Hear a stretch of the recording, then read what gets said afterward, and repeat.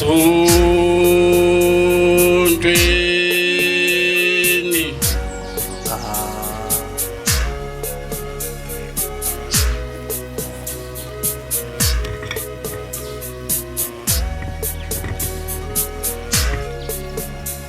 Ngiyayikhetha inkosi yasebuhleni bamaNazaretha uNyazi Zulu. Amen. Bantwana bonyazi, sinenhlanhla kakhulu namhlanje eGoli namaphethelo ukuthi kube khona intsha nabaholi bentsha okusivakashela nokuzosibona. Inhlelo zihamba kanjena, umthandazo vele kuyaziwa ukuthi inkonzo vele namhlanje kuzoba inkonzo yabo abantu abasha. Umthandazo wesabathu uzofundwa uNkosana wakwaNdwandwe ethempeleni laseSiyamuke. Inkosi izombusisa. Umthandazo wesabatha, imini yesabatha mayibenhle kwabangcwele. Isihlabelelo senkumbuzo yezizukulwane senkumbuzo yokuzila inkumbuzo kaNkulunkulu.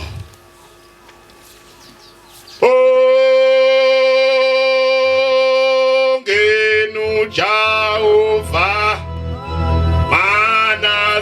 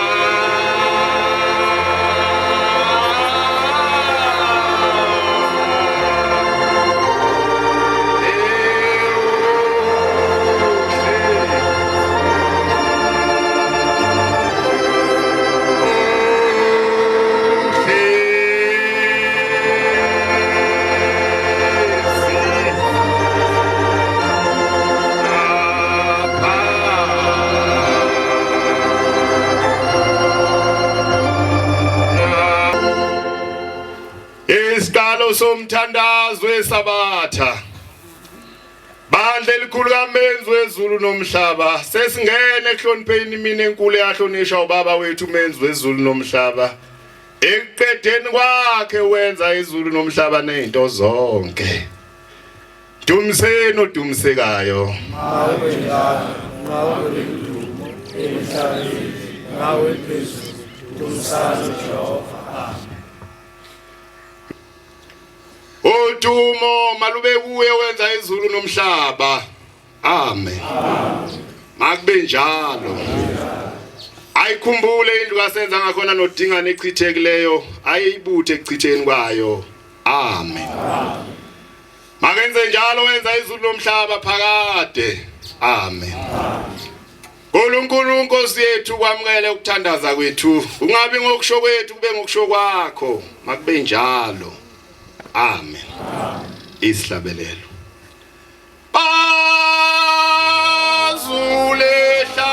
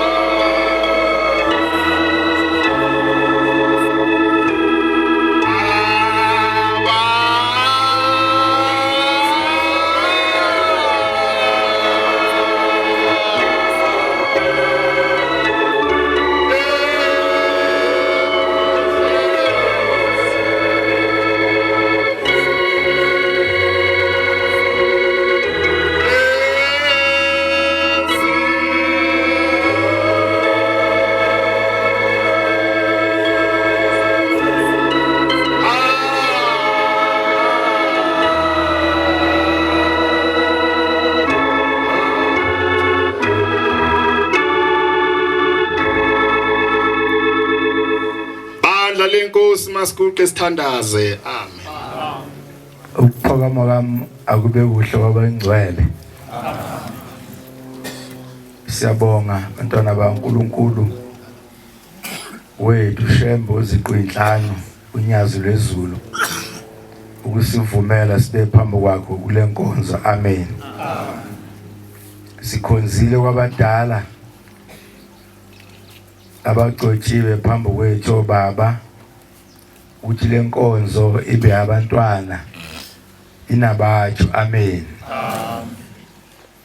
uhlelo luzoma kanjena ngoba inkonzo ngiyabantwana sizocela nje bobaba ukuthi noma ngabe kuyadonsa kodwa ke okwanamhlanje isivumele noma engaphuma ngo11 siyacela enkulu inhlonipho ngoba siyafisa abantwana balithola ithuba kwala ngenxa yomsebenzi ke esuthunywe sizowenza la sizocela nje bayibambe kanye kanye amakhosazana enhlalisuthi bazoyibamba kanjena ke sizocela mhlambe lapho uqala amakhosazana noma abe u6 othi meqeda ibuye ize ngapha kwenhlalisuthi nakhona izoba u6 imvama ke mabe mokhambe kahle kulabo bantu usuke seshaya u11 nenjwayelo makhosazana igama nesibongo igama lethempeli amen vele ke nonke ngabasegoli asike tunso lokuthi egoli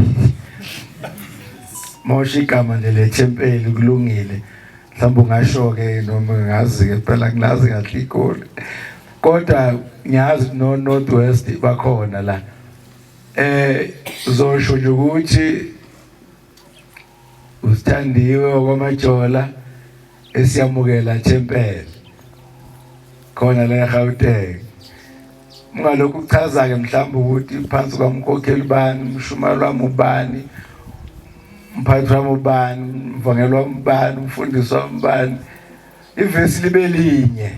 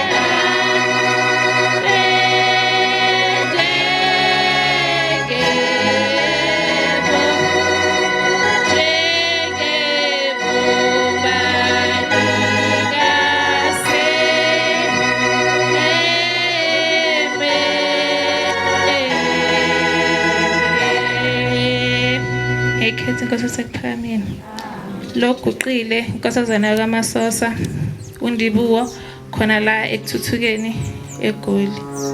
Ngisukuma nokubonga ithuba esalinika umshumayeli ukuba sifakaze ngobukhulu beNkosi iNyazi leZulu empilweni zethu.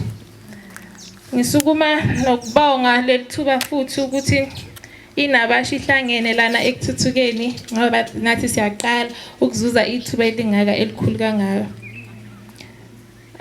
Nazaretha nami ngisukuma nginovalo ngibona isikhala sivuleka ngithi ngidlule endabeni engayizwa kwathi ngenye imini kwakukhona umama endaweni yaseNatal ngayikhohlwa igama bathi lo mama lo bekumuntu nje osebenza eplazini izulu Nazaretha ngisazi kahle njengoba ngingumvenda ngichamuka ezweni laseVenda enjerele bathi lo mama lo Nazaretha makavuna makufanele avune bekangavuni kahle kodwa ngenye imini kwadlula inkosi ngakhona endaweni yambusisa lo mama ngoba wamsiza makaqeda lo mama lo ekuvuneni kwakhe makafanele avune futhi wavuna amadumbe amahle kakhulu kwathi lamadumbe lawa ase aheha nabantu beyinkampani ezinkulu ukuze bakwazi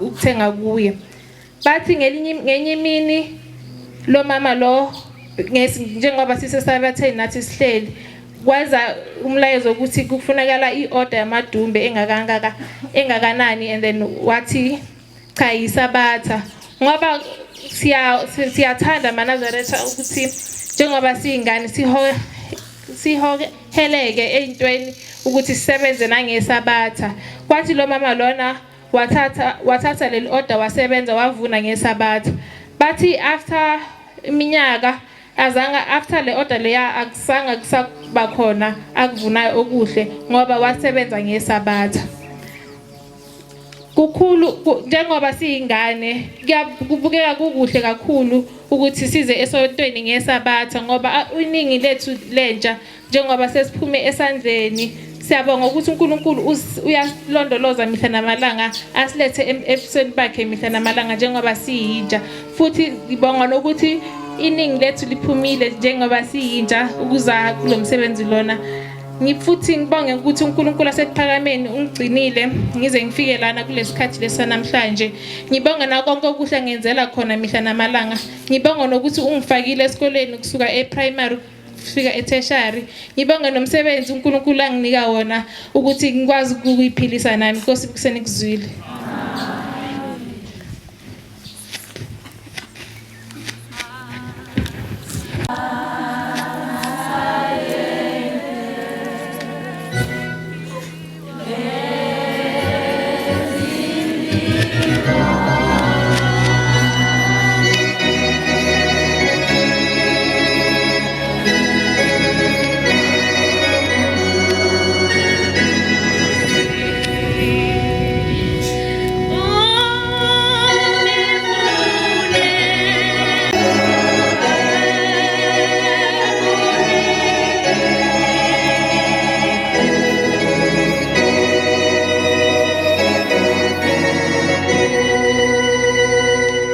Ngiyayikhetha inkosi enkulu yasebuhleni bamaNazaretha. Oguqile usibonele esihle wakagumbi esanamukela thempele eJimeston. Ngisukuma nje nokuthuka ngithukile kodwa manje ngiyathuka nami uma sengisukumile obengayihlelile ukuthi ngizosukuma ngizophakama. Kuyasho ukuthi kukhona enginakho engifuna ukukukhuluma abantu bakuzwe esengikubonile uShembe kwenza. Angidlula entshumayelo engiyizwile. Ngikhuluma ngento engiyibonile yenzeka khona kulonyaka lona obuShembe adelana ekuthuthuke adelana ekuthuthukeni. Uma ngoJanuary waba nephupho. Meba nephupho uyangivusa ekseni uthi Sibo ngiphuphile lana kuthiwa angihambe ngiyobhajadiswa umfundisi uNtombela. Abuza ukuthi ubani umfundisi uNtombela ngisemtshela hayi umfundisi obhabhadisayo uyena engimaziyo. MaNazaretha ngase ngamthatha umama ngoba babadelana nje isonto lokuqala kwahamba kobhajadiswa abantu. Umama wafika lana ngo7 wafika wabuya emanzini ngo8 ekhala inyembezi emanzi kunethi imvulo washo wathi ngicishe ngagive up. Kodwa manje kwakhona into ethi angingagive up base ngize ngaphushela ukuthi ngize la. Umama kwaba yiNazaretha maNazaretha wayeka ngenxa yokuthi wayengakholwa ukuthi uShembe uNkulunkulu. Kodwa ngiyakholwa ukuthi lahleli khona manje ukhona la khona la. Ngiyakholwa ukuthi lahleli khona umthemba ngenhliziyo yakhe yonke uShembe. Wahamba maNazaretha wangena emanzini ubengena emanzini uma wagcina ukusebenza ngoJuly last year. Ngikhumbula ngibuya kuJuly wangitshela ukuthi uphele lo msebenzi ngaphatheka kabi ukuthi hawu ngathi ngibuye emhlanganweni omkhulu uma waphele lo msebenzi. Wahlala umama kulonyaka lona besilala sidla umdoko.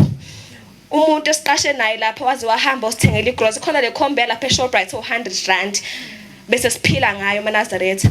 Kodwa uma wathi ebuya la emanzini ngesonto ngoLwesibili ngikhumbula kahle ngoLwesibili emva kwesonto lelabhajadiswa ngayo kuba usonto kuba uMande uLwesibili wafonela kwathiwa Faith sacela ukuthi uhambe ePostnet yokwenza izithupha ukuze sobona ukuthi awunayo criminal record. Uma wathi hayi cha mina nginayo imali okwenza lezo izithupha zu600 kwathiwa khuleka sesikhokhile. Kwathiwa maseqedile wafona umama umefona kwathiwa sicela ungene entambama. Qali ngawo intambama lelo ngaleSibili. Silapho sasithukile ukuthi soyangani kuyovala umhlangano ngoba phela kumele siye azokwazi ukuthi anikele. Waqala kwathi uzoqala ngo2 days. Wangena uLwesibili, uLwesithathu, uLwesine. NgoLwesihlanu wangaya ngeSabatha kwezisabatheni ngesonto weza futhi lana. Ebese kwathiwa Faith sicela ukuthi sengeze izinsuku. Ngikhuluma la nje manje usenokungena u8 days, 14 days. Umsebenzini angaphumuli. Lokho ungikhomisile ukuthi uShembe uNkulunkulu kumanje la ngikhona angisabi ukukhuluma ngaye. Ngoba ngibonile kuningi asengenzele khona uShembe. Futhi ngiyakujabulisa ukuthi ngikwazi ukubona umsebenzi wakhe ngimncane ngoba nami noma kusokuthiwa sengimdala izingane zami ngiyoyitshela ukuthi uShembe wakwangenzela ukuthi uShembe lokho akwenze kumama kuyafana nokuthi usesenzele sonke ngoba umama uyasebenza siyakwazi nokuthi silale sidlile. Inkosi ibusise nekuzwile.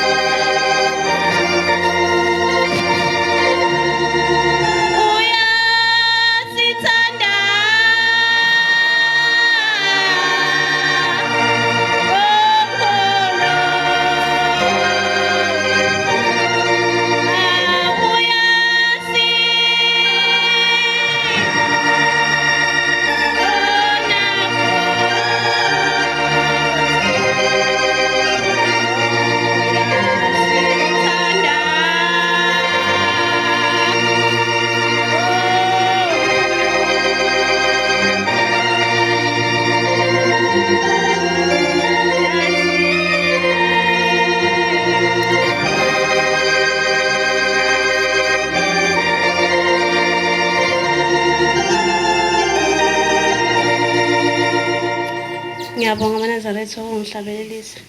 Sibonga nethuba esiliphiwe umbaba uMshumayeli ukuthi sifakaze ngoshembo koNkulunkulu oguqile uAyanda kaNtombela ngiqhamuke siyanamukela eJimistini.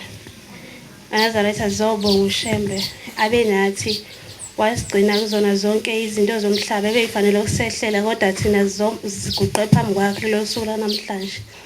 Ngiyaye ngithi mangiguqileke ngicela ukuthi ushembe ovalo mina ngiphe ngoba ovalo liyamsiza umntwana omncane ukuthi angakhulumi noma yini angagcine sona into kaShembe kodwa akhuluma okuyikhona.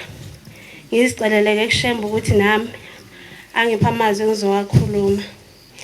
Ngizokhuluma nje ngendaba eyangihlakalela ngisesevasithi ngizoqeda evasithi kwakunyaka wami wesibili kuzoba wesithathu. Shuthi ngangifuna in-service training ngi-applyile ey'ndaweni nje ey'ningi. Ngicela-ke kuShembe ukuthi Shembe ngiyacela ukuthi lo msebenzi uzoqedela i-qualification yami. Ukuthi ngenye imini ngithole i-call kwenye inkampani ekhona eKapa bengifunde eCape Town. Ukuthi ngenye imini ngithole i-call kwenye inkampani khona lapha eKapa engibize ukuthi ngizokwenza i-interview. Ngihambe ngiyokwenza i-interview sithi masifika lapha abantu bakhona besilahlisa amathembu ukuthi akaze ngiqashe umuntu omnyama sasiba u4. Kuthiwa akaze ngiqashe umuntu omnyama kule ndawo. So nina nje vele ke nize niqashwe awusiboni nathi vele ukuthi hayi bamhlophe kodwa sibona ukuthi ayi vele la ngesize siqashwe ngisho interview yakho neqeda ngisho 10 minutes umuntu eyi1 nje umuntu babe interview ya 5 minutes sibona ukuthi hayi vele ngeke uze siqashwe. Hayi ngithi ngibiyele emuva vele anginathemba ukuthi vele ngeke ngize ngiqashwe. Ngithi ngifike endlini ngibe ngifonela futhi enye inkampani ekhona la eGoli ukuthi babone iCV yami so bazoyidlulisela kwabaphambili. Ngithi hayi ke senginethemba lokuthi ngizoya eGoli ngitshane nje unyaka kuphela ukuthi hayi ngizoya eGoli vele ngoba leya anginalo ithemba layo vele nje ngabo ukuthi hayi alikho ithemba ngayo. Nampela kule nkampani yokuqala bengangifoneli bengasho lutho beyithulele. Ngisho ukuthi kodwa Shembe ngiyabonga ukuthi le nkampani abangibizanga ngoba bekwamabhunu. Abantu mabexoxa ngamabhunu bathi ayabhulishana kakhulu so ngabona ukuthi uShembe ungivikele ekutheni ngingabhulisheki ngoba ngumuntu onanenhliziyo encane. Mhlambe singangeze ngiqede nale qualification yami mangibhulisheke. Bengifonele la ngehle ngekhaya. Ngifike ekhaya bengifonele la eGoli ukuthi ke bebhale imama ngisemakhaya ngasenquthi mangisemakhaya inetwork ayibibikho star. Shuthi bebhale email laba bala eGoli ukuthi bazongi-interview abayibhale ngomsombuluko bezongi-interview ngolesithathu. Mangifike ekhaya inetwork ayikho ngayiboni sidala email. Kuthi ngolesibili ntambama bekufanele bezongi-interviewela la eGoli mina ngisekhaya enquthi. Kuthi ngolesibili ntambama bengifonela ukuthi Ayanda sakubhalela i-email awungaconfirma noma uyezana. Ngithi mina ngiyibona ngama ngithi ngiya refresh vele kuma email sekuyikhaya vele. Ngithi mina ngisekhaya bethi okay so kwenze njani ngithi mina ngisacana i-interview online because ngeke ngize ngikhona ukuthi ngivuke ngize lapha eGoli.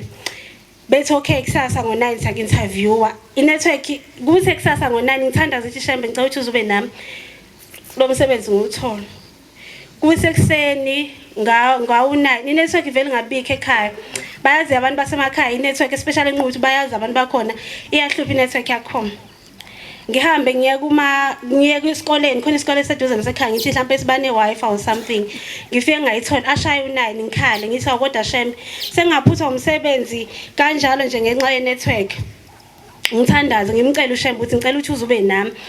Ngibe nenhlahla ke bevele bengifonele nabo ngo9 I think kwaku 9:30 bengifonele nabo bethi Ayanda siyaxolisa network asinayo nathi so sizocela ukuthi sik-interview maybe ngo12. Ngithi hawu Shembe ngiyabonga Nkosi yami. Ngehle ngihambe ngekhaya mangifika ekhaya inetwork ivele ihambe like ingabi bikho straight babhalela i-message like message SMS ngibacela ngithi ngisacela ukuthi ingabi ku Microsoft Team le interview ngcono ngivele ningifonele straight ngoba i-network yami iyanqaba. Bengifonele si-interviewane Manazareth akasithi mas interviewana ivele inqamuke phakathi network kufanele ngibafonele back noma bengifonele back. Ngingabi nalo ithemba ngisho ukuthi hayi vele akwazi ukuthi bengathatha nje umuntu nje ne network ehlupha kanje bazomthola kanjani nje mabemdinga for amanye ama details. Sithi masikhuluma ngibuye ngabezwa yonke lento leyo ngithandaza kodwa ngithi Shembe angithanda ukuthi sisama omncane athi yazi umsebenzi wakho ushade ke eze benze bekufonele kangaka behluphe kangaka ngawe eqede lapho bese ungawutholi lo msebenzi. Hayi bese ngiqede lapho mabe ngifonela sigcine interviewana kuze kuphelele. Manazareth akuphelanga ngisho usuku bangitshela ukuthi ngomsombuluko sokubisela ifeedback kwakulesine bekulesithathu beinterview bethi ngomsombuluko sokubisela ifeedback. Akuphelanga ngisho u2 hours after lapho babe ngibisela ifeedback bathi bayangithatha ngoShembe uNyazi wezulu. Ngathi mangifika khona emsebenzini ile ngafika last year February lo ngafika akazi ihamba inetwork lo yamsebenzi akazi kuthiwa inetwork ayikho sengiyabona ukuthi kwakuyizindlela ayikaShembe zokuthi anginikeza amandla ukuthi ngikhona ukuyenza le interview. Ngizocela ukuthi namanje uShembe azabe nami azangigcine ngoba le contract kwakuyi contract vele oqedela I qualification sengiqedile I qualification. Ngizocela ukuthi uShembe azabe nami ngithola omunye umsebenzi Nkosi besenizwile.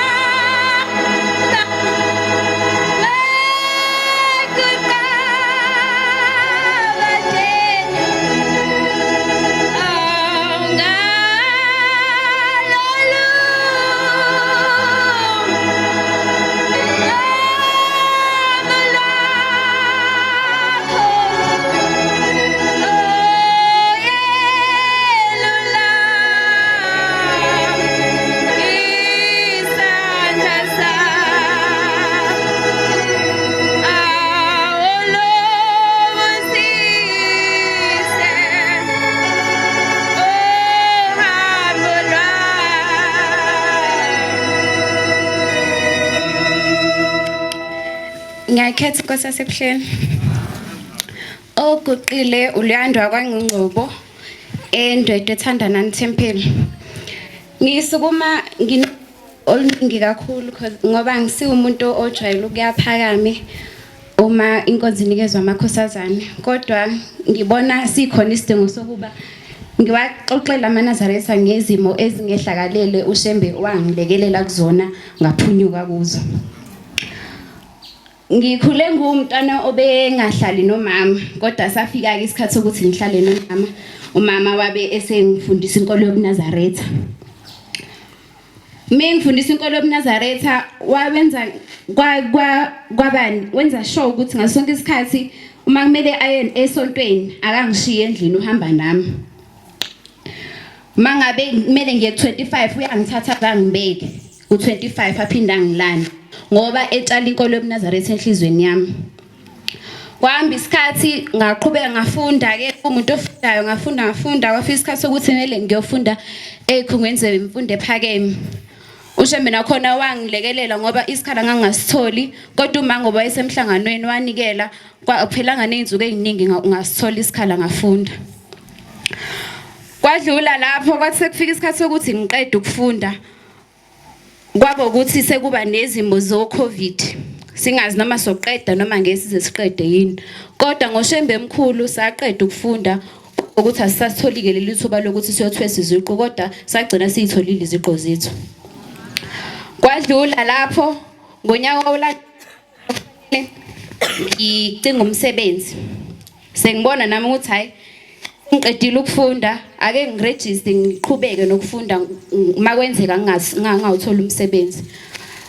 ngathi ngisafunda ngicabanga ukuthi kwako March April ngakhuluma nabangani bami ukuthi hayi bafethu ngicabanga ukuthi ngishintshe indawo ngoba la eKZN angibona ukuthi mhlawumbe umsebenzi ngase ngiwuthole khona ngapakesha imithwalo ngezegoli kwinkosazane engingayazi nokuyazi engangiyazi ngomngani nakhona umfethu engafuni ukuthi ngize ngapha eGoli ngoba ebona ukuthi ngimncane kakhulu ukuthi ngingaba seGoli kude nekhaya ngafika ngesonto eGoli ngiye kwinkosazane engangayazi yaba neqiniso afike yangilanda nje la iTesto hlangana khona ngaya kuyona yathi ngi-apply ngama-email kuyikole ewafanele mhlambe ngase ngithola umsebenzi khona nga-apply ngavuka ekseni yangithatha futhi le nkosazana yahamba nami ihamba ingicingisa yona yayisisebenza vele yangithatha yathi angihambe ngendaweni ethile ngendaweni ethile ngangiku-Springs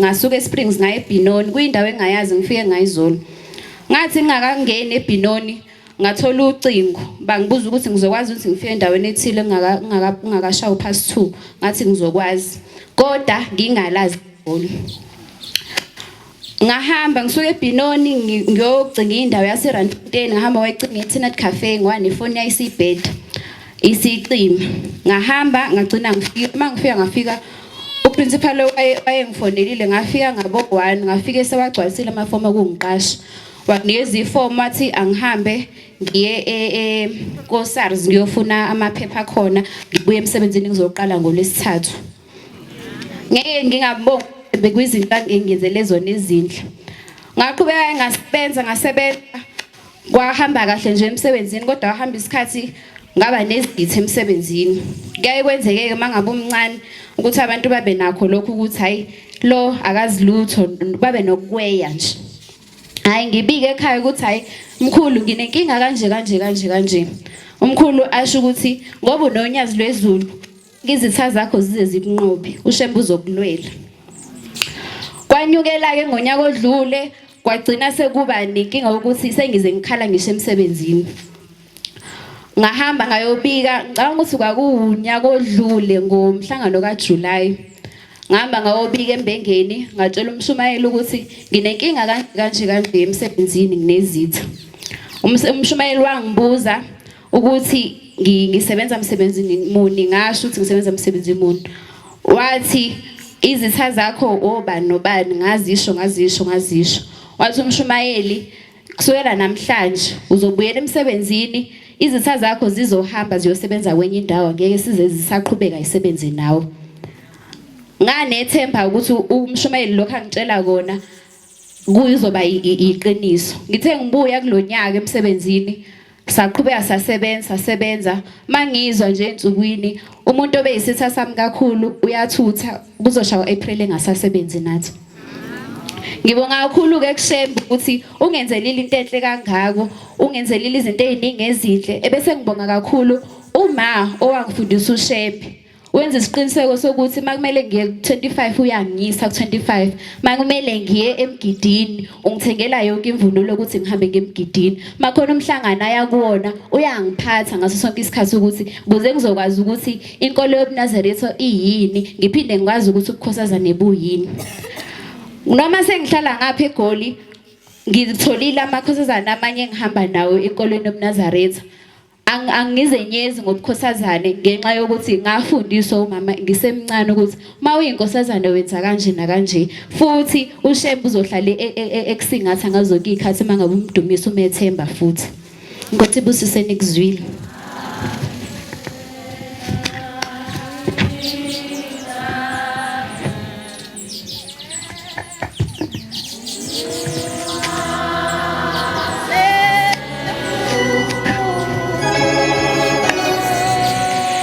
ngaphesheya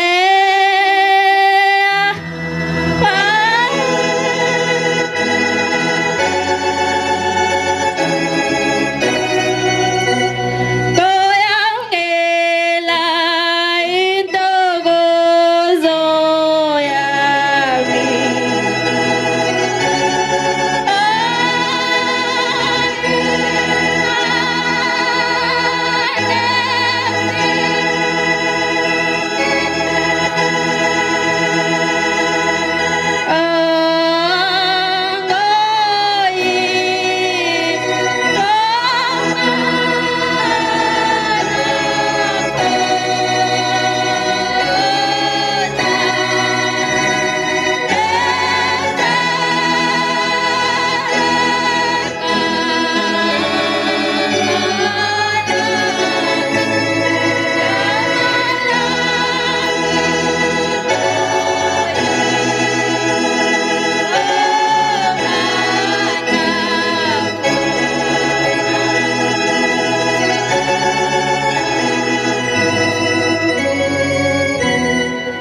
Ngikhetha inkosi yasebuhleni eManazaretha.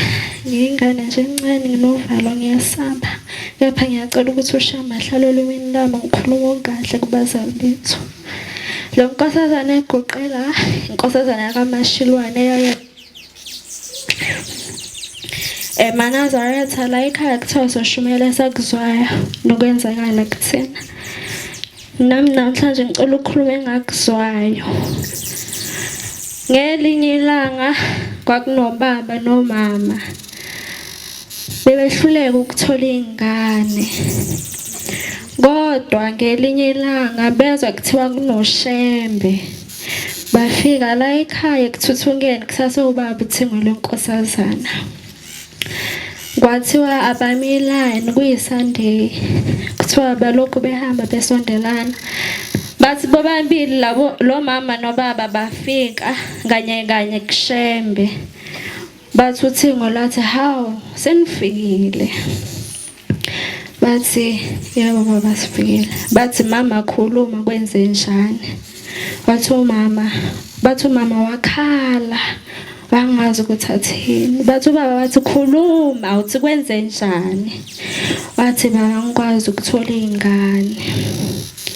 Bathi ubaba wathi thatha nawo amafutha uwadle. Ithi mawuza ukuthi khona la engathi kubhlungu khona lokhu wadla lamafutha. Wathi kwahamba isikhathi uma wayithola ingane yakhe yokuqala eyinkosazana. Waphinda wathola inkosazana yesibili. Waphinda wathola inkosazana yesithathu. Bathiwa wathi lo baba lona hayi namshembe ngicela ungiphe inkosana. Ubaba weza la ekhaya futhi ekuthuthukeni sekunyazi lwezulu. Wafika wanikelela abaphansi, wanikelela idala zakubo mama nakubo baba. Bathi uShembe wathi uthe ufunani ingane yami. Wathi baba ngithe ngicela ingane yomfana. Bathi inkosi kubusise. Namhlanje sibane ekhaya ngenxa kaShembe. uShembe walethela abazali bami ingane sebelahlekelwe ithemba. Ngiyacela ke ukuthi uShembe azasiphe ukumthanda, ukumhlonipha, singaphumi endleleni yakhe.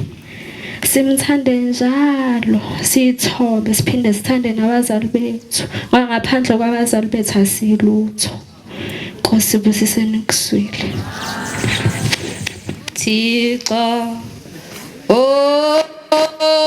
namandla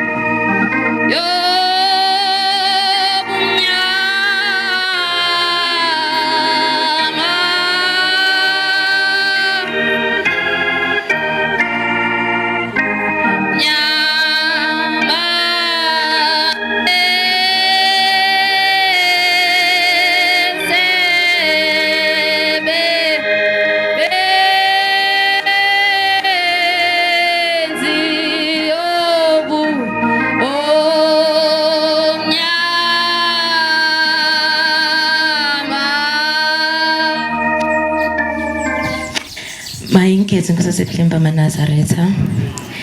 Okuqala phambi kweManazaretha inkosazana kaMalinga unqobile esiphiweni thempelo. Nami ngisukuma nokubonga ithuba esilithola baba uMshumayeli ukuba sibabaze ubukhulu baloNkulunkulu esimlandelayo. Uthe unyaka usuka phansi uqala uJanuary saba nenhlanhla uNkulunkulu wasimema nengane zakithi sakwazi ukuya emhlanganweni waseKenani. Kuukuthi vele sasikhulumile sonke ukuthi kulomhlangano siyaya siyothandaza ngoba kuningi sikudingayo kushembe. Ukuthe ku December last year mina nobhuti wami ongilamaya sathola indaba ezibuhlungu from institution ukuthi asiphumelelanga kahle. Saqala unyaka ngenhliziyo ezibuhlungu kodwa uNkulunkulu emuhle sasinethemba lokuthi hayi konke kuzolunga. Saya-ke kanjalo emhlanganweni waseKenani uNkulunkulu wathanda bakwazi ukuhlala bawu-3 bahlala emhlangano wonke bese thina sabuya sinosisi wami omdala. Ekubuyeni kwethu lana mina bengizolungisa izinto zami zesikolo njengoba kwakuphumile ama-results ukuthi kukhona i-module engayiregistelanga. Ngangizolungisa lokho nesikolo. Bethe bebuya eKenana ubhuti wami abangilamaya ababili newele lami bese ubhuti wayenkhaya ne-institution naye efuna ukulungisa indaba zakhe zokufeyila. Uthe methi institution kwavela kwisystem ukuthi cha benza iphutha akafelile uphasile. uNkulunkulu emuhle uyafunda kulonyaka acela ushemba abe naye ngeenkathi zonke. Nami ngitheme ngibuyela nge-institution bangitshela ukuthi ayikho into abangayenza benginegligent. Kodwa uNkulunkulu emuhle ngathembela kuyena.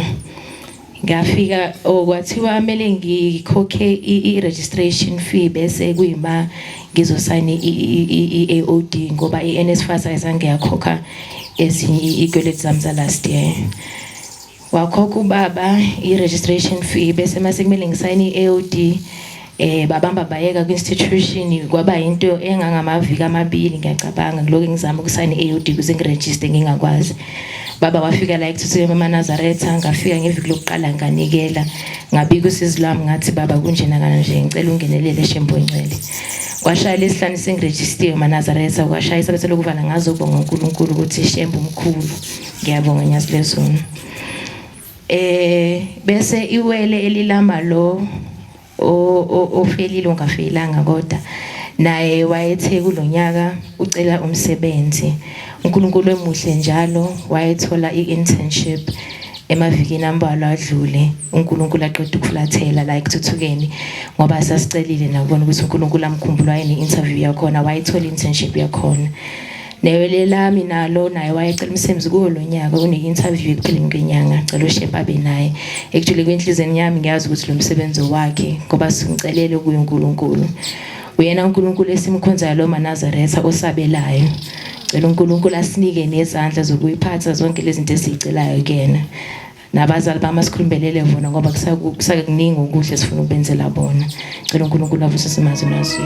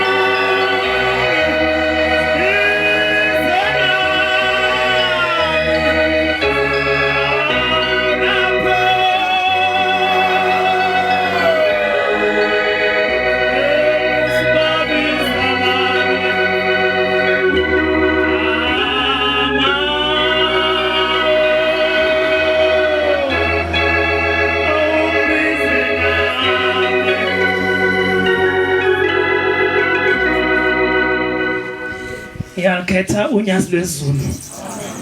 Ngiyacela amaNazaretha ukuphakama kwami kube kuhle phambi kwenu. NgokaZulu isibongo lapha eGoli ngisabatha embukweni. Ngicela nina amaNazaretha ukuthi kube kuhle ukuguqa kwami ngoba ngisaye ngezwe ngelinye ilanga. Kuthiwa kuyenzeka impela ukhulume ngoShembe. Ukhulume phambi kwamaNazaretha bese kuyenzeka ukuthi elinye lawo amaNazaretha bese lonakala umoya ngokukhuluma kwakho. Bathi uNkulunkulu bese bhala icala kuwe. Ngokukhuluma kwakho bese kulimala umntwana wakhe. Ukufakaza lokhu ukukhuluma ngiyakhumbula. Ukhuluma omunye ubaba uthi wakwenza ngelinye ilanga behamba bethandazela abantu ngesikhathi senkosinyanga yezulu. Bathi behamba kwenye indawo uthi wakukho naphamba nomshumayeli isibongo sakhe mangikhumbula kahle wakuthiwa umshumayeli uZimba. Bathi bantu besendleleni kuyisonto beyokwenza ufuka nathi emzini okugulwa kuona. Bahlangana nomfundisi wenkonzo eshova ibhayisikile ehamba endleleni enkonzweni. Bathi mayefika behlangana nabo wase babuza hawu madoda kwaShembe niyaphi. Bathi la madoda hayi siyalapha phesheya kulomuzi ekugula kuona. Bathi le ndoda yabe seyithi hawu niyobiza liphi igaba niyobiza leli igama likaShembe ehlangene ngalo namhlanje thina amaNazaretha ngoba silethemba futhi liyokuphila kuthina. Bathi nangempela le ndoda yathi mayi babethi bayithola hayi plus yoba yena uShembe siyomcela ukuthi aphilise le ndoda futhi sinethemba ngoba siyamazi uyaphilisa. Wathi linye igama eliphilisayo madoda wathi niyombulala lo muntu. Ngikhuluma ngokukhuluma phambili kwamakholwa ngokukhuluma nje unganaki bese uNkulunkulu ebhala icala kuwe. Bathi le ndoda yabe seyikhuluma yathi asibophe ifindo lapha njengamanje ongamani impela mawuthi lo muntu uShembe yamsindisa kulungile kuhambe mina. Base bevuma lamaNazaretha babophe ifindo. Ngaqaba ke namafindo ke saswabopha kithi la wayeboshwe endleleni ke kwenzeka ifindo ufika ulibophe uyale bese ngingadlula imuntu lelo findo liphinde futhi lifice uwe ligige wena uwe. Base balibophe ifindo laba bantu base bebiza lo Shembe bathi Shembe na indoda isilinga ithi uma kukuthi le ndoda iyasinda ithathe yona. Bathi ngempela bawenza umsebenzi kaShembe bafike bathandaza. Mase kufika uShembe sekuphelele bayaphila abantu. Nathi njengoba uNkulunkulu ade lapha siyaphila namhlanje sisawuza umoya wakhe usaphakathi kwethu. Bathi wathi mase kubiza inkonzo kule nkonzo lomfundisi akaye kuyo. Bathi kwakushawa insimbi. Bathi yathi mayikhala insimbi ingane ithunywe ukuba yoshaya insimbi yathi mayikhala insimbi bathi umfundisi wayeyuza ikhala ekhanda lakhe wathi mayethumela ukuthi akuhanjwe kuyomisa le ngane eshaya insimbi kabuhlungu bathi befika kuyona ingane yabe sewile umfundisi sishonile. Bathandaza lapha yana omshumela uZimba waphila umuntu. Bathi bese efika phambi kwenkosinyanga yezulu umhlangano iseyezwa uZimba yabizwe phakathi. Uma efika inkosi yambuza ithi nenzani iZimba ngegama lami. Ithi Zimba uShembe yaphilisa nina nenzani ngegama lami. Udidekile uZimba uyayibuza ngenzeni uthi lo mfundisi enimubulele ngegama lami nithi akenze njani. Usethi isithi inkosi sekuphakameni njengoba nimela umfundisi kumele nimnikelele ngoba igazi lakhe libuzwa kunina. Manje nami ngiyacela amaNazaretha ukuba kube kuhle uguqa wami phambi kwenu engizokhuluma nese ngikhulumile nginganoni ngoba ukonakala kwenu kuyobe sekona nendlela yami yokuhamba emhlabeni nasekupheleni kweinsuku. Atawaqala. Kuba lokwenza sihlale bayi1 amakhosazana izinto eyi1 mina seniyahluka ke manje. Sengiyaqeda wona. Silapha leGoli inkosi yamakhosi bamshumayeli sizofuna imisebenzi uNkulunkulu sicela sikhumbule. Izitha zikhona emsebenzini indaba yami yinde yomsebenzi ngeke ngisayekhuluma ngeke ngikhulume. Mhlawumbe uNkulunkulu yolenziswa ngelilanga ngikhulume kodwa uNkulunkulu wabenza ukukhulu bakhe kimi. Kodwa ngiyakhumbula kunensizwe engiyayikhuluma ngensizwe yayilanda kubo ewumzala wayo yayiyofuna ithe izofuna umsebenzi lapha eGoli. Bathi lensizwe yafika yahlala ihlale hostel elithile khona lapha eGoli yahlala isikhathi eside ingawuthola umsebenzi. Bathi kwathi ngelinye ilanga lensizwa umzali wakhe iyafika iphuma emsebenzini ifika khona umkhono wenkomo endlini. Hawu mayifika khona umkhono wenkomo endlini siyabuza hawu umzala uthi umkhono wenkomo nangu waphela wena kawusebenzi.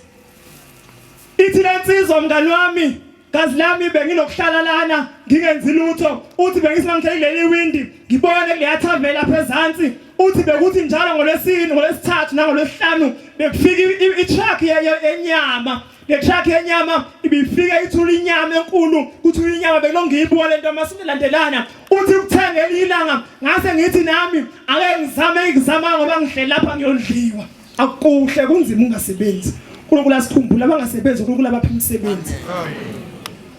Uyithi lensizwa wathi ngelila ngase nginquma ukuthi nami kumele ngithole uniform efana yala abantu abathutha inyama lapha yani. Bathi nangempela kwenzeka wathi ngolwelo lwesihlanu lensizwa yayithola uniform emhlophe namaguza amhlophe yokuyolanda inyama. Bathi lensizwa yafika yaphathwa labantu abalanga bathatha inyama ifanga ngaphakathi ebusha yashaya izindiyandiya ithema isuka nayo yabisisondela yasondeza ihlombe layo yasibeka inyama ehlombe yasiyahamba yaqonda. Bathi bejika bengena ebusha yasijika yona ingena endlini lapho ihlala khona. Ngiyacela uNkulunkulu asisize njengoba silapha uNkulunkulu asikhumbule imithandazo yethu ingajiki ngekhona ihambe iye lapha ekumele iye khona ingalingisi inyama yenkomo yahamba yongena endlini ethile. Ngiyacela uNkulunkulu abusinike izwi.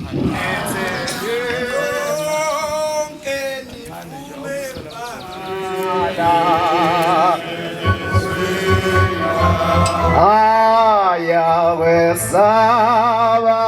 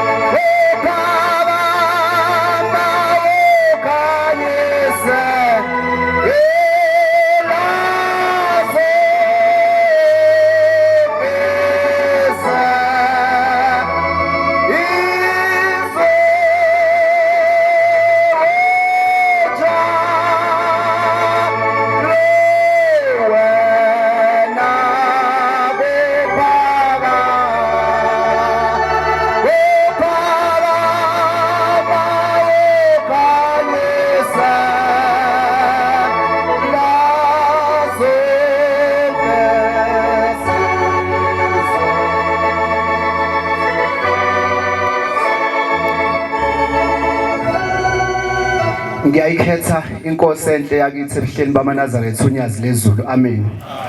Lo mntwana oguqile umthokoziswa kaGumede Sibongo eintabeni zaseMbumbulu ethempelini laseMpumelelweni. Ayibonge Nkosi. Ngisukumela bantwana benkosi ukukhokha inkomo kaShembe njengoba siseyinsukwini zesikhumbuzo senkosi uThingo lamakhosazana. Nami ngikhumbula indaba uThingo ayenze kumina ngonyaka ka2007 ngisebenza le eFingamu moya ngakamashu. Ngelinye ilanga ngiphuma emsebenzini koLwesihlanu sizohamba ngakusasa mhla ka10 siye eNtabankulu. Inkosi uThingo lamakhosazane lalenza umhlangano kaMashi khona. Ngithi mengiphuma emsebenzini kwako3 ikhathi ngiyahamba ngiphinyelela estation ngiyogibela isitimela eFingamu. Ngathi mengisendleleni isitimela ngasibona siqhamuka singena kwiplatform. Abafethu engangihamba nabo ngabe sengabatshela ngathi bafethu asisibambele sesitimela ngoba uma sike sashiya sekude ukuqhamuka esinye sasuka ngamajubane sithi sijaha lesitimela ukuthi size sibamba. Sathi mesifika kwiplatform singako kwehleli la ekuma khona isitimela. Isitimela sasesivele sesimile sadlula la ko ticket exam sinyuka sehlela khona esitimeleni. ngathi mengifika la ku-platform sasesisuka isitimela ngabe sengakhomba omunye umfowethu owekude ebuqama nje eme phambi komnyango ngathi mfethu ungabisawuvala umnyango upresse kanjalo weza siza nesitimela sathi mesifika isitimela eduze nami ngawubamba ngibamba lensimbi phambi komnyango ngithi ngizama ukungena khona kanti ngizogeja ngigeja umnyango wesitimela neplatform unyawo langena phakathi nesitimela nojantshi ayi ngathi ngiyaqhubeka ngiyabamba isitimela siyaqhubeka siyahamba lo mfethu ome phambi komnyango press umnyango wavelwa udedela umnyango utheme udedela ngawubona uzovala ngabona ukuthi yabo manje meke sangivalela saqhubeka sahamba nami siyongihudula angazi la ngiyofika khona ngathi mengudedela nami ngabe sengangena phansi kwesitimela kodwa into eyedwa engayimemeza ngathi shembe ngathi mengena phakathi kwaso ngangena ngangavuma ukulala ngiqonde kodwa ngangena ikhanda ngalifaka ngaphansi lasala unyawo phezulu kwesitimela kwajantshi ngeze isitimela sishasa sisidada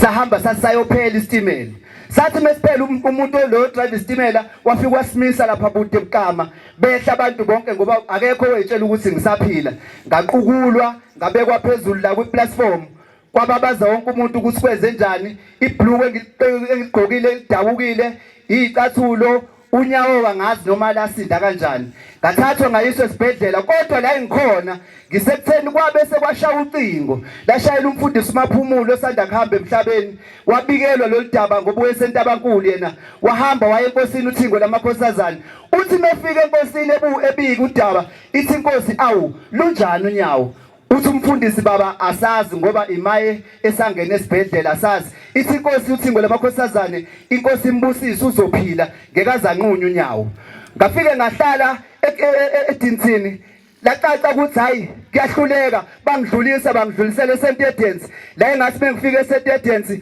ngahlala khona izinyanga ezimbili khona ilanga la udokotela kwathi wena kuzosayinwa khona ukuthi ngiyanqanyulwa ngakhala ngathi inkosi yamakhosi shuthi mina ngeke ngisakwazi ukuhamba awu yini le ngehlelayo zafika insizwe engangihamba nazo zathandaza isithandaza la engilele khona esibhedlela wathi udokotela mefika ngakusasa wathi udokotela nginyakazisa unyawo ngalinyakazisa wathi udokotela hayi bayaganga laba basho ukuthini mebethi lizonganyula unyawo ngoba naku unyawo liyasebenza nangampela udokotela wangiphesha ngathi mengibuyele enkosini uThingo lamakhosazane ngiyobonga ithi inkosazane awu cela uNkulunkulu akusize ingaphinde yenzeke lento uyasibona ke lesasimali senkosi uThingo ngathi baba Nkosi yamakhosi ngiyacela ingozi efana nale ingaphinde ingehlele yathi inkosi kubusise uzophila nanamhlanje ngisaphila ngoThingo lamakhosazana inkosi ibusise nikuzwile Nkosi lunamaphiko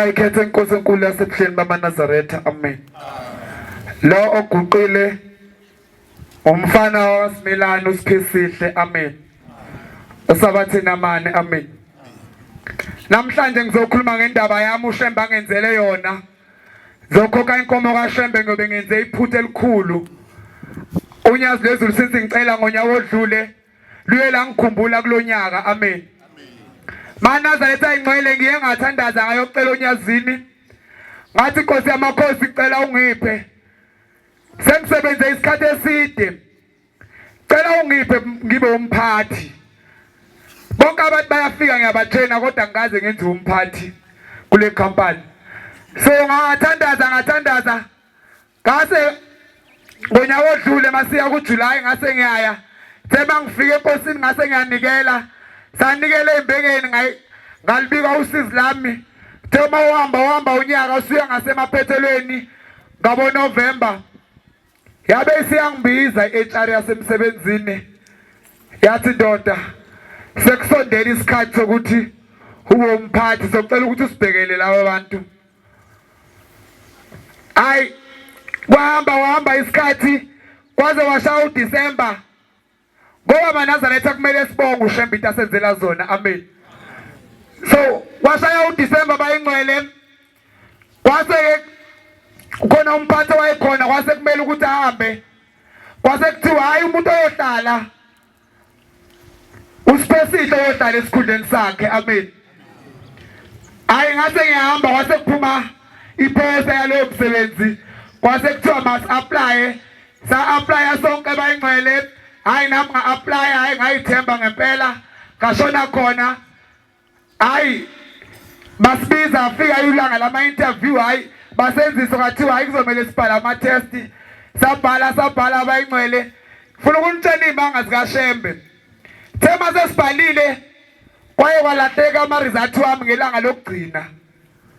Engangiwasendile kwathiwa hayi ayitholakala even ne-email yakho. Ngakhala. Ngithe ngikhala kunjalo wangifonela umphathi omkhulu wathi hayi ubuye kusasa sizokuphindisa. Ngaphinda abantwana bayingcwele ngithe mase ngiphinda ngase ngahlala labo ma 5 days. Ngase ngayithola icall ngase ngiyabizwa bayingcwele. Thema sengibizwa abantwana basezulwini. Awu ngithe ngalindele bese baningi ngendlela esimanga ukuthi nami uShembe ngaze ngikhumbule.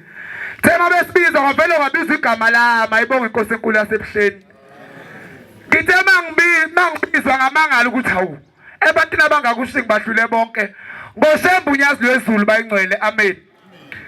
So ngibabaza ubukhulu bokaShembe namhlanje ukuthi kumele simthembe bafethu uShembe uNkulunkulu. Amen. Ngendlela engiphethe abantu abadala ngakhona abangihlonipha ngakhona ngimncane kangaka konyazi lwezulu ngize ngidabuke. Abanye nabadala ngendlela esimanga bezothi bhuti sipheke imi ngimncane kangaka konyazi lwezulu bayingcwele. Amen.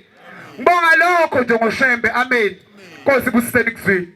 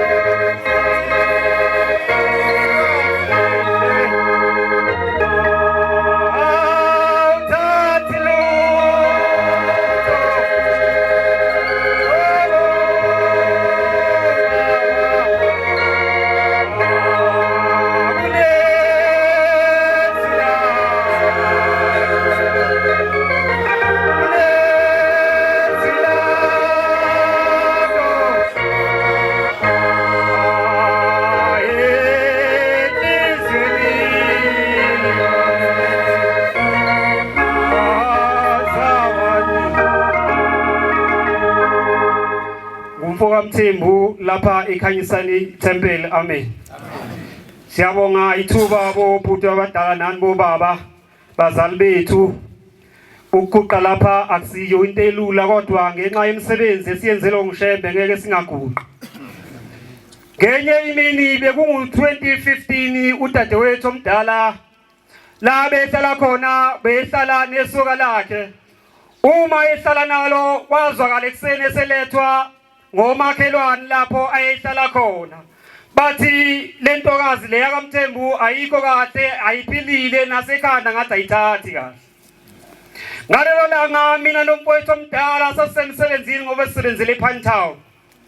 Uma semsebenzini masifika nje ngasemsebenzini siyafona umame usiyasibikela lo daba ukuthi udadewethu akaphilile kahle khanda. Uthi uma ekhuluma naye akazwakala ukuthi uthini. Uthi base bemfaka endlini base behlala naye uma besahlezi nje naye wabonakala eselala phansi wasiyathula du. Uma elele phansi ethule du. Wase kubonakala ekuhamba imzuzu akasaphefumuli lo muntu. Waphinde wasifonela uma ngiwathi cha abantu abami, ungathi kunzima kakhulu, ngathi kuzomela nibuye emsebenzini. Usethi umphoso omdala cha bafo asingabuyeli ekhaya sike sithi ukulinda mbijana. Kodwa umama sicela ukuthi bathandaze ekseni ngoba kusayisekuseni abayenzi inkonzo yasekuseni ngoba ngiyasola ukuthi abayenzanga. Ngabe siyayenza inkonzo yasekuseni ka9 maNazaretha ngoba yona iwuphila wethu. Imthandazo yonke kaShembe bekufanele ukuba siyenze ngoba maNazaretha uShembe unguphila wethu. Base beyaquqa beyenza lenkonzo yasekuseni ka9. Uma beqeda ukuyenza lenkonzo ka9 ngikhuluma nje wathi nje beqeda kuthandaza asiyasifonela umama wathi abantu abami njengoba umabuye nedlule ngonyaka ophelile ngo2014 emhlabeni udade wenu uma ephaphama lapha uthi cha ubonene nobaba wenu ngale ngethuna. Uthi uthema isondela kuye wasekuqhamuka unyazi makusondela unyazi lasalisondela lamaphambi kwakhe lathi unyazi yawo nangane engahloniphi. Uma sandela kuyo unyazi lathi Mthembu kwenziwa kanjani uma sekunje wasethi ubaba wabongizalayo thanya silezulu ngiyacela kuba lo mntwana umbuyisele emhlabeni ngoba ushile ingane encane neminyaka emithathu nenkosikazi yami kanti sazilile. Yenzeka leyo nto kwakunguSeptember 2015 ubaba wayehambe ngoDisemba kasekusele nje inyanga ezimbili ubakhumula izimbili noma zintathu lapho. Wasiyavuka udadewethu walixoxa lo daba ukuthi ubuyiswe uShembe. Usethi ke manje amazwi akhulunywe uShembe. Luthe unyazi njengoba ungahloniphi nje wenza izinto ezingathandwa ngabazali bakho. Thina boShembe sasikhulumile sonke thina boShembe ngakho upombela ukunyeka unyaka owodwa. Uyilanga likunika unyaka owodwa. Inyanga yezulu linika unyaka owodwa, uthingo likunika owodwa, nami ngikunika unyaka owodwa. Kodwa ngalowo wami unyaka bangahloniphanga abazali bakho uyasakuthatha emhlabeni. Udadewethu waphila basobala kusuka ku2015, waphila 2016 2017, wathi ngo2020 kuSeptember ngoba lento yenziwe ngoNovember, ngoSeptember udadewethu ongakapheli lonyaka onyazi, udadewethu wenza izinto wabuyela entweni kade zenza engekho right. Uyamthatha unyazi. Ngabe siyalalela inizwi lonyazi na? Baningi abafowethu inkosi kusenikuzwini. Amen.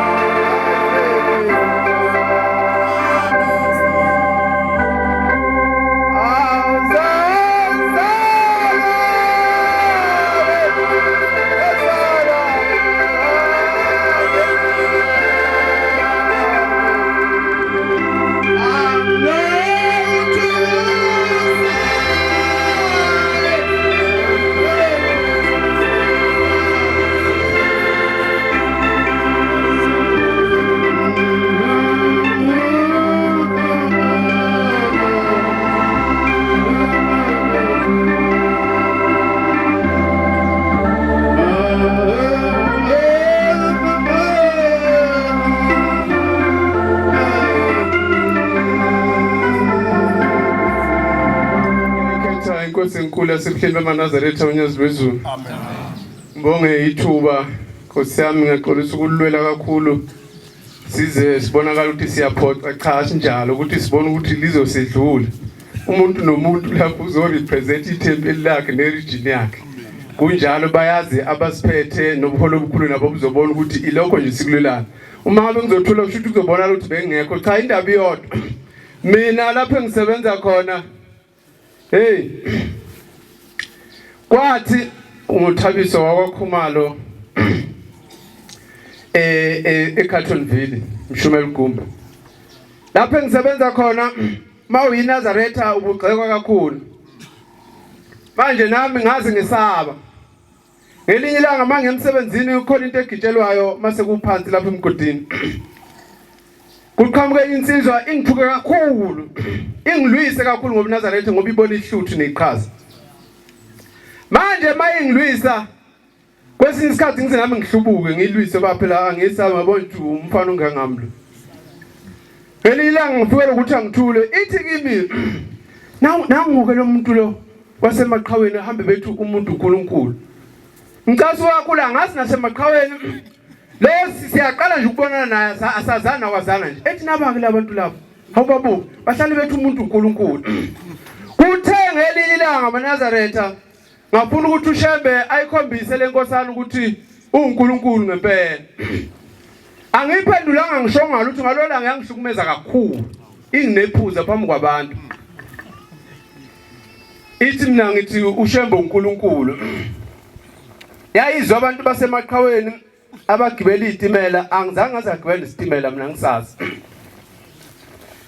Ngase ngifika endlini yami lapho engithandaza khona ngase ngithi ngaguqa nje nginjalo ngifaka amaguzu ungcolile nguyudaka. Ngathi Shembe ngisacela namhlanje ubonise ulihasa ukuthi uNkulunkulu. Ngendlela engangihlubuke ngakhona kwangahle ngishukudla ngishana abanye abantu kwakungangehlelo ngokukhuluma nabo. Ngendlela engiphuze ngakhona lo la. KungoLesihlanu. Kwaba yisabatha ngayisabatheni. Kwaba yisonto. Kwaba umsombuluko.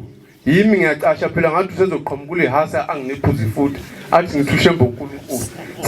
Manje makuhlele lapha kumele sibhekane kanje. Manje mina ngiyasifihla ngiyasigubuzela ngithi ngizethu ulihasa ngangibona usezokunephuza. Wathuleka. Ukwenze njani? Ulihasa kwenze njani namhlanje kanginephuza? Wathuleka yazi yasuka lento le yahamba lesigibelayo yahamba nje phela. Ithema sesokwehlwa kwathi ulihasa akasekho. Ulihasa kuvele kwathi lapha ePorches room lapha imigwaqo eminye ihamba ngaphansi eminye ihamba ngaphezulu. Ulihasa yakhe imoto inqaba ukuhamba phezulu. Kufanele ihambe phezulu. Yehla ngomoya yazi uhamba lo phansi. Mayifika lapha phansi zayishaya izinto. Hey manje nami ngizosekuthi angivusa ikhanda lapha ngizobakhulu. Ngizonami sokuthi angivusa ikhanda isibinjana sesikhona. Hawu Shembe ngabe ngempela usibonalisile ukuthi uNkulunkulu kangakanani njengoba basemaqhaweni besho ngingazange ngababona mina naseyitimeleni besho ukuthi uNkulunkulu mina ngisuke ngingekho lapho. Lento bengiyithukela ukuthi phelile. Ngabe nesibindi ngokukhuluma ngoShembe bengizofunda incwadi ngeke ngisayifuni. Manje ngenzela ngoba isikhathi sincane kakhulu siyasibanga. Kwathi okulandelayo bathumela umfundisi wanami senginesibindi ngoShembe ngisesaba.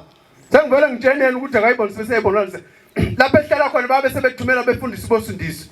Kwathiwa kumele ushunyayeze ukhumala. Kumele ushunyayeze. Wathi mayifika umfundisi omhle efaka isudu esimanga. Wathi mayifika kimi efika ngithi. Ngathi uzongishumeza wathi ngathi fika kusasa. Nangempela wafika kusasa. Wathi mayifika kusasa ngathi fika kusasa. Yeah. Nangempela wafika ngakusasa. Nangakusasa ngathi fika kusasa. Wafika nangempela kakusasa efaka amasude washintsha nisenzela ngibona ngempela ukuthi umfundisi ngoba ufuna ukungikhipha endabeni kaShembe lena ngithi uShembe uNkulunkulu ngayo wathi mayifika nangalola ngathi fika kusasa wazi wayibona ukuthi uyisibhukubuku wagcina wayeka namanje siyezwana naye ibandla lakhe selaphela lokho inkosi usenikuzwile amen.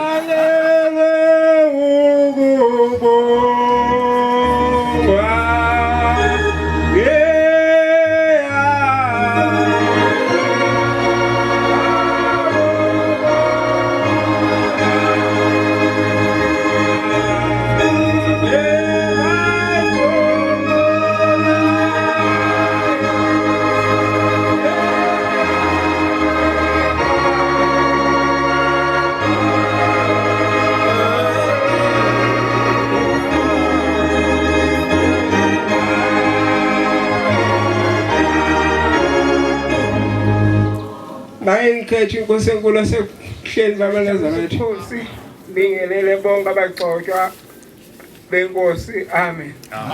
Shembe bangcwele uNkulunkulu. Wangikhombisa mina eJudea 2016 wangipha umsebenzi lapha eGoli. Ngihleze ngikhuluma le ndaba le. Ngangiyovala umhlangano eJudea. Mengiyovala umhlangano eJudea sengiyafonela lapha eGoli. KwakuLesihlanu ngayini.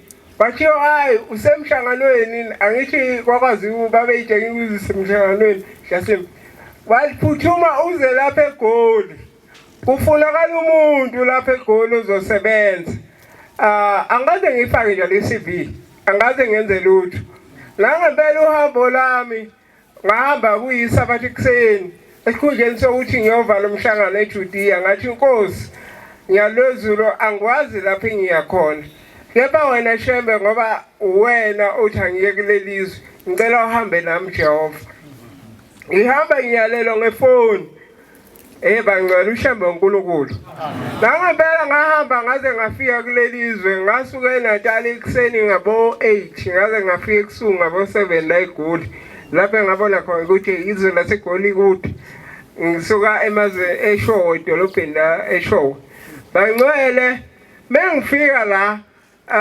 ngifika khona ngifika ngiyahlala usengibiza umlungu wakhona mengibiza umlungu uThoni Phili Julius usewadlula emhlabeni ngicela uShembe zamkhumbule mengibiza ngiyokwenza i-interview nakhona i-interview yami uShembe uSimanga angizizwa nge-interview engakanani wangibuza nje igama lami wangibuza umlando wempilo yami yabona wangibuza nje ilezo zinto ngikhuluma ngoNkulunkulu uShembe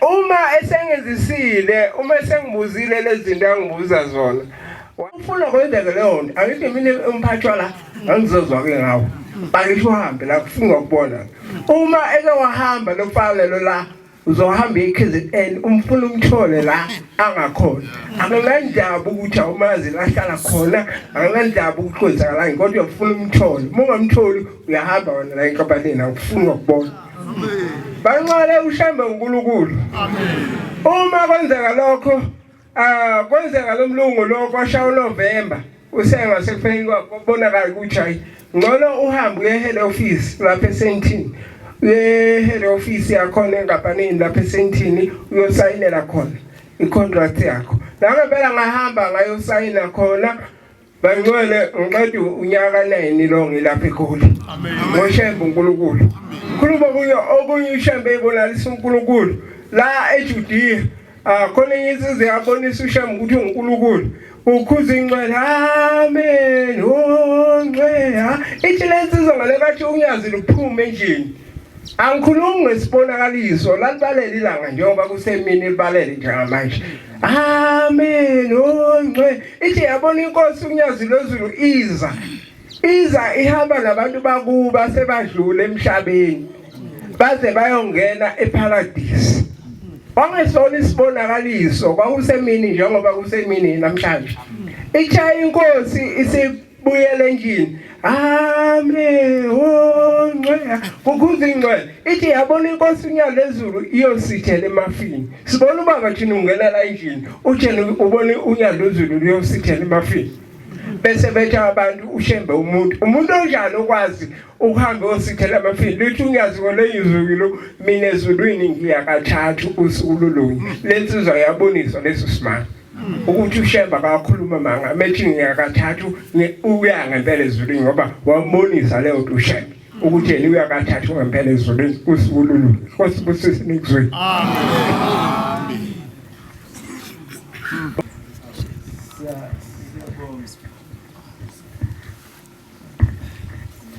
Siyabonga Nhlanhluthi koze kulunge somncane kancane hayi kabi koze kulunge bafana bonyazi nifunde lento makuthiwa inkonzo yofakazi akuyona yakho lento le iphulwa ngisho abantu abadala lento le kodwa esisho lutho kubona wonke angayabo nabo nanti sikhuluma ezingeni lethu lobuntwana ukuthi makuthiwa ivesi alibelinye ngempela ungalokhu liphinda ngoba inkonzo yani eyofakazi yabo njani namhlanje nje sizamile siqeda ngo11 nangempela sayivala ngo11 nabonke ukulalela kuyasiza sayishango lento lena u11 ngempela siyayazi mihambe kahle kodwa uba sinilawulanga boshano past 11 noma gcine bengaphelelanga abantu bekufanele baphelele. Siyabonga kobaba njoba sokhona ubaba umfundisi phakathi kwethu ufuna nikufunde lokuthi noma ngabe inkonzweni nabatsho nifisa ukuthi ukuhlabelele intsha phela kuzibonakala basiyaqeqesha. Akuyi ukuthi inkonzo masingene la uvela usukuma uhlalo bekhona abagcotsha ngoba nakuthiwa inkonzo yenabasho kusukuma uhlalo yenabasho abinkonzo bekhona badala. Into eyenzekalayo le bethi siyaphoxeka eindaweni ezinye. Nami ngumshumayeli mase ukhona umvangeli njengoba nje sekhona bese lika impela iphepha nami sengibona hayi ngiyinkunzi kimi namhlanje inkozi laqhamuka isinya lami.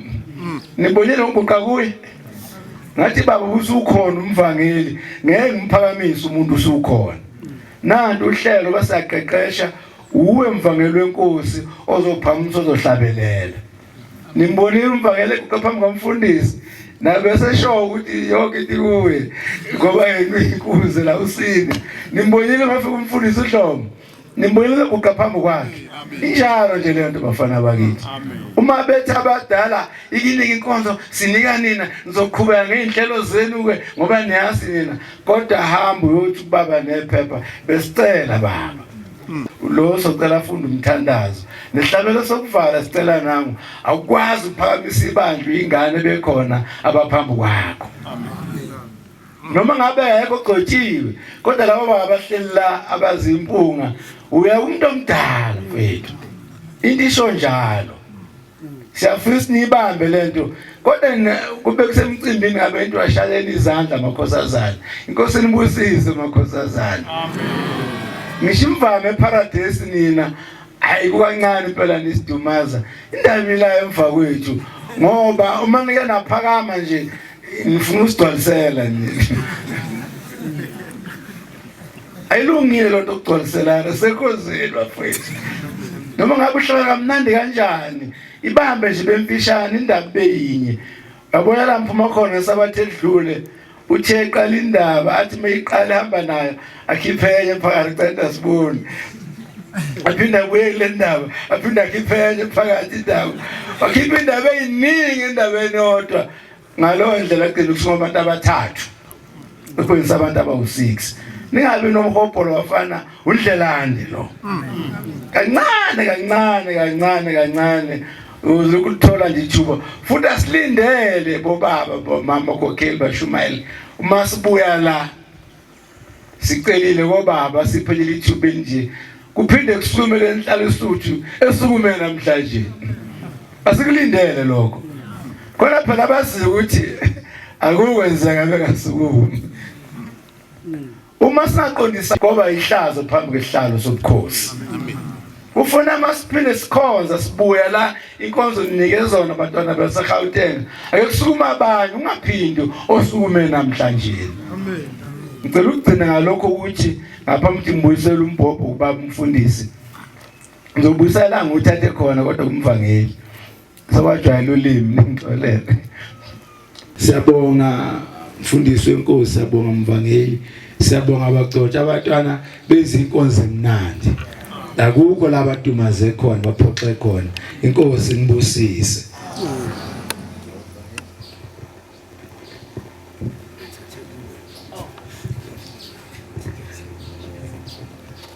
Ngiphinde ngikhethe uNyasizulu. Ngaze ngajabula namhlanje. Ngayilalela inkonzo emnandi. Kodwa yakhalisa lenkonzo bantu bami. Sengathi uNkulunkulu angangisiza. Ngicela ukukhuluma nje bese ngibisela kumfundisi. Unegama noma izwi elakhulunywa inkosi lapha eJudea. Ngisho kunina bafowethu engimzalayo.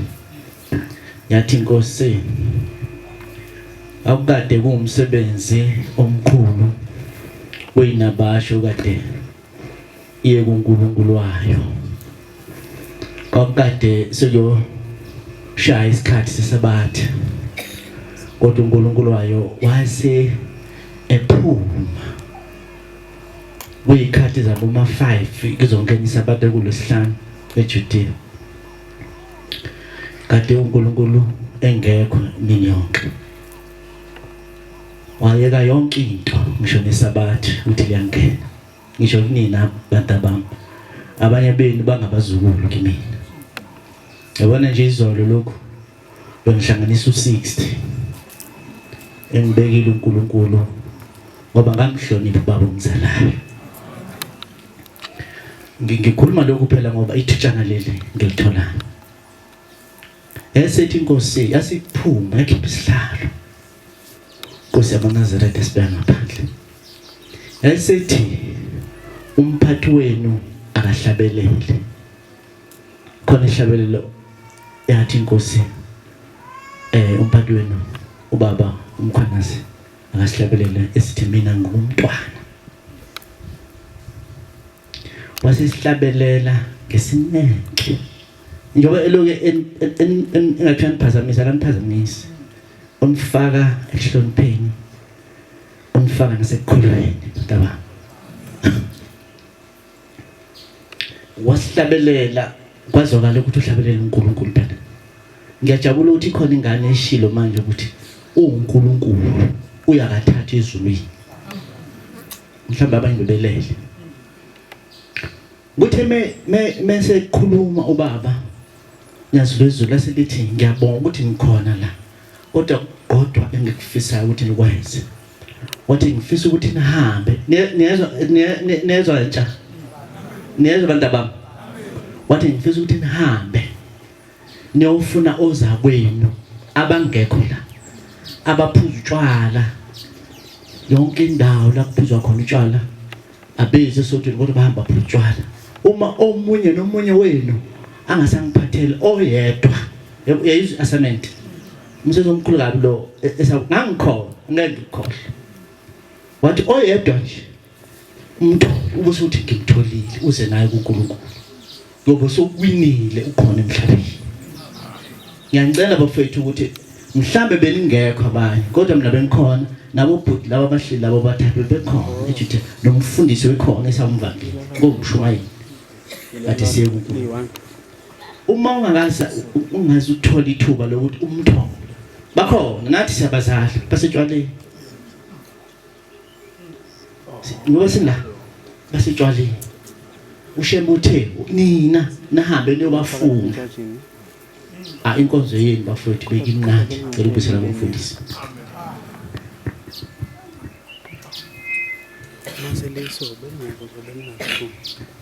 Siyababingelela bonke. Isihlabelelo sokuvala bathe abayingcwele uzovala uNkosana uMaduna eKhanyisani Temple. Ukhona Nkosi kusiguqabuka